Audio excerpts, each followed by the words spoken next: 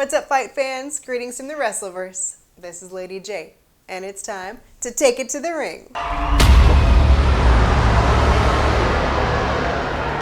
Here are the headlines for your fight news. BOLA set to be a baller. ROH Title Dispute. Your own Brauny Hologram. Evil Threeway with Mandy, Rhodes. Alright folks, so Pro Wrestling Guerrilla announced the final 2 participants for the BOLA in 2022 tournament. We're going to have Buddy Matthews and Philip Five Skulls. Alright, so Matthews, aka Buddy Murphy, was released by WWE back in June. Murphy, however, was an NXT Tag Team Champion with Wesley Blake, and he also won the Cruiserweight Championship at one point, and he was the WWE Raw Tag Team Champion with Seth Rollins. Since his release, he has wrestled for several promotions such as New Japan Pro Wrestling. Matthews wrestled Kazuchika Okada at the New Japan Battle in the Valley in November. Now, there are actually no active wrestlers by the name of Philip Five Skulls. And it is reference to a tweet from a fan back in August about where the heck is this Philip Five Skulls guy? Anyways, the Battle of Los Angeles will be January 29th and 30th. The Ring of Honor World Heavyweight Champion Bandito will defend his title against Baron Black at Terminus. So Bandito was supposed to have a World Champion title match against Jonathan Gresham at the Ring of Honor Final Battle, but he tested positive for the COVID and was pulled from the event. Bandito's held this ROH World title since he defeated Roosh at the Best in the World 2021 this past July. Bandito never lost the World Champion. So while Bandito won't be going up against Gresham at Terminus this time, I'm sure we'll be seeing the true ROH World Champion take his rightful place. Now, the following story initially made me think of Star Wars when the secret message plays through R2-D2 and Princess Leia is saying, "Help me, Obi-Wan Kenobi, you're my only hope." But now, it's like Adam Scherr yelling at you to get these hands. That's almost as fun as a dancing Yoda. Alright, so Imagine AR has announced the launch of a brand new augmented reality service at famedays.com that provides celebrity hologram meetings for fans. Using their free Fame Days mobile app, fans can enjoy hologram video messages right in their home. So fans can record their own videos and pictures with the virtual star as if they are standing right next to them in real life, and then share the content. So Adam Scherr is the first professional wrestler to be a hologram. NXT's New Year's Evil will air live from the NXT 2.0 arena on January 4th, 2022. Fans in the US will be able to watch the New Year's Evil on the USA Network. And here are the matches lined up for the night. We will see a triple threat for the NXT Women's Championship. Mandy Rose is going to be defending against Raquel Gonzalez and Cora Jade. Roderick Strong against Carmelo Hayes in a title unification match for the NXT Cruiserweight and NXT North American Championship. After this match, the Cruiserweight title will be merged with the North American Championship. And finally, Tommaso Ciampa versus Braun Breaker for the NXT Championship. Oh my God, this is gonna be sick. That's it for your fight news. Take a moment to leave a comment, like, share, and subscribe. For more fight news and Wrestlecap videos, click the link below. Until next time, I'm Lady J. And join me for a special edition Wrestlecap as I review the Christmas edition of AEW Rampage now. What's up, fight fans? Are you ready for Rampage, baby? This fight card had a lot of surprises. Big fight feel for sure, and Hook. Yeah, Hook was there. All right, let's get into it.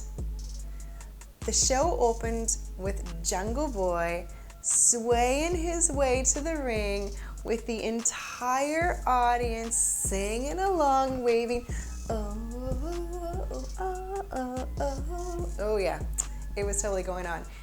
And Christian Cage and Luchasaurus were with him too. Isaiah Cassidy was already in the ring waiting for him.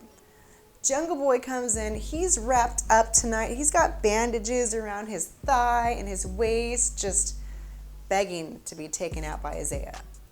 Mark Quinn and Matt Hardy spent a good deal of the match causing distractions and tripping up Jungle Boy, but it couldn't keep Jungle Boy's momentum down. About mid-match, Jungle Boy did a little rope bouncing backflip into a drop kick with a little kip flip and a smirk on his face to finish. Isaiah flies over the top doing this horizontal double Axel 360 onto Jungle Boy like a sideways tornado. Sunset flip by Jungle Boy, followed by a drop kick to the face. This match is not a fair fight, with Matt choking out Jungle Boy while freaking Charmin toilet paper commercials are going off halfway off my screen. And Isaiah is working on Jungle Boy's wrapped waist. A beautiful poison reverse Hurricane Rana. 2 suplexes drop Isaiah on his head, and Jungle Boy will not be bothered by Miss Aubrey's rules tonight. Instead of breaking a hold, he drops Isaiah out of the ring and follows up with a suicide dive. Jungle Boy locks in the snare trap after a lot of flailing and rolling around from Isaiah. Isaiah taps out, and the crowd roars, giving Jungle Boy a clear victory over stacked odds. After the commercial, we are treated to a rare sighting. Miro on his way back, and he's falling even deeper into his delusions of grandeur, stating that he's been cast out of heaven and he's going to burn everyone down. The Redeemer has put everyone on warning. All right, our next match, we have Hook versus Bear Bronson. And Hook comes out looking like my son early in the morning with his bedhead, and Bear is already waiting for him, and Hook turns his back on Bear in the corner. Yeah, we see this. We also see Tony Nese in the crowd. And then all of a sudden we're like, how did Hook just toss Bear around? Bear's got like 100 pounds on this kid, but Bear starts brawling. We get a leg sweep into a sugar hole, but Bear goes for the eyes because Hook keeps turning his back on him. Hook is like the freaking Terminator, back on his feet. Lariat, huge suplex to Bear like nothing. Then Hook snatches Bear up in a high collar suplex on the head. And Bear makes a quick tap out as Hook cinches in a deep rear naked choke. Damn, Hook, damn. We roll backstage to Eddie Kingston and Daniel Garcia. They've exchanged some spirited jabs, setting us up for a trios match next week where Eddie Kingston, Santana, and Ortiz will try to get some payback on Daniel Garcia and 2.0. All right, next match, we get Layla Hirsch versus Chris Statlander. Statlander quickly overpowers Layla and boops her. Layla and Hirsch were flexing their strength, power slam by Statlander, followed by this huge delayed vertical suplex. Hirsch is using her lower vertical base to take Chris down, but Chris is just flexing tonight and lifts Layla, escaping an armbar, but Layla sneaks in this painful Jusha Gatame on Chris's arm over the rope, running knee strike, And this is like an Iron Woman match. So much strength is on display. Blue Thunder Bomb doesn't take out Layla. German suplex by Layla for a 2 count. Chris body slams Layla and puts Layla in a spider crab. And Layla Hirsch taps out. Hirsch is not feeling the Christmas spirit tonight and slaps Chris's hand away and walks up the ramp, leaving Statlander a little confused. We cut backstage to Mark Henry interviewing Sammy Guevara and Cody about their big match tonight. But Mark quickly loses control of the interview and Arn Anderson starts putting Sammy in his place. And Sammy doesn't take the exchange lightly and ends up totally punking Cody by calling him a kid. And Cody just looks a little puzzled. Cody isn't getting a big reaction from the crowd, and they are actually booing him.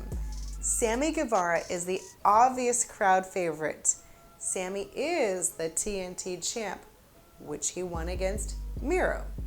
David Crockett was in attendance and was publicly honored as a major contributor to pro wrestling in the Mid-Atlantic. But there's one person in the crowd with a sign saying, "We still love Cody."